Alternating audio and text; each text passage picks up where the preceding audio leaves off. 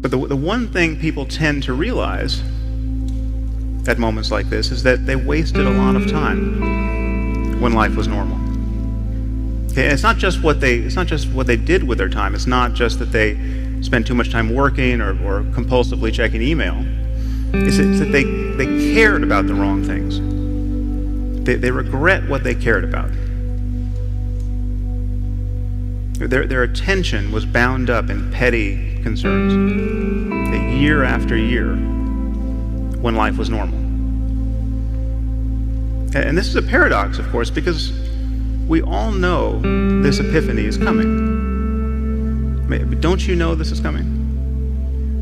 Don't you know that there's going to come a day when you'll be sick or someone close to you will die, and you'll look back on the kinds of things that captured your attention?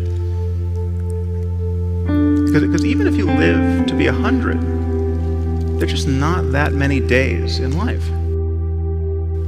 It is always now. However much you feel you may need to plan for the future, to anticipate it, to mitigate risks, the reality of your life is now. Our conscious awareness of the present moment is, in some relevant sense, already a memory.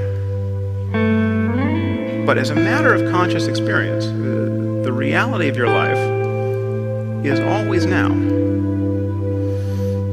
And I think this is a liberating truth about the nature of the human mind. In fact, I think there's probably nothing more important to understand about your mind than that, if you want to be happy in this world. The past is a memory. It's a thought arising in the present. The future is merely anticipated. It is another thought arising now.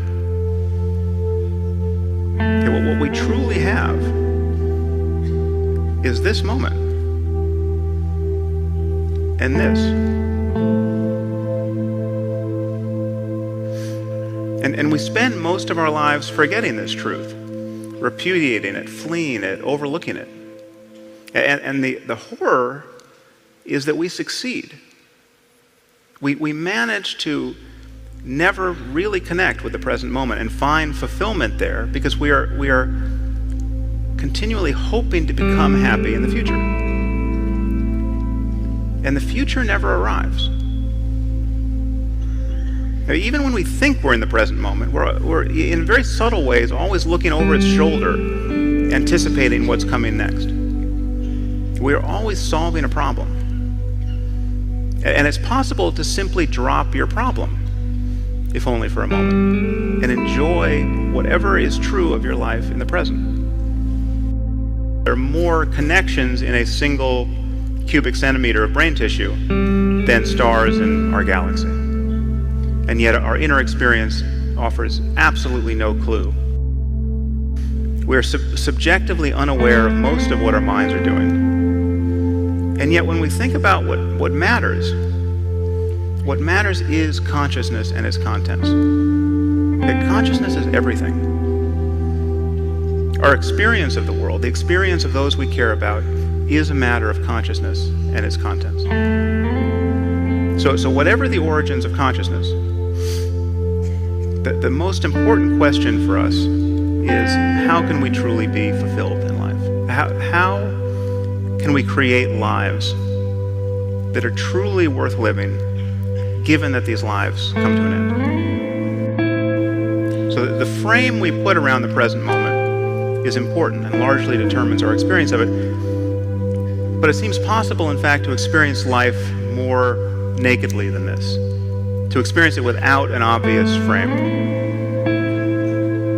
to pay attention to the present moment closely enough so that you're not doing anything to it. Now, you might feel that your consciousness is in your head or behind your face, but as a matter of experience, these are just more sensations arising in consciousness. The only evidence of your face and head is a sensation arising in consciousness at this moment. Whatever you can possibly notice in your body, in your mind, in the world, has only one place to appear: in your conscious experience. Now, I'm not saying this is all just a dream, but as a neurological matter, it is very much like a dream. It is a dream that is constrained by inputs from the external world. And the dreams we call dreams at night are dreams that are not constrained by the external world. But your mind is all you have. Okay? It's all you've ever had. It's all you have to offer other people. We are all trying to find a path back to the present moment and good enough reason to just be happy here. If you're constantly ruminating about what you just did or what you should have done or what you would have done if you only had the chance, you will miss your life. You'll fail to connect with it. You'll fail to connect with other people. Okay, but being the mere hostage of the next thought that comes careening into consciousness isn't useful. So if there's an antidote to the fear of death and the experience of loss that's compatible with reason, I think it's to be found here. The purpose of life is pretty obvious. We are constantly.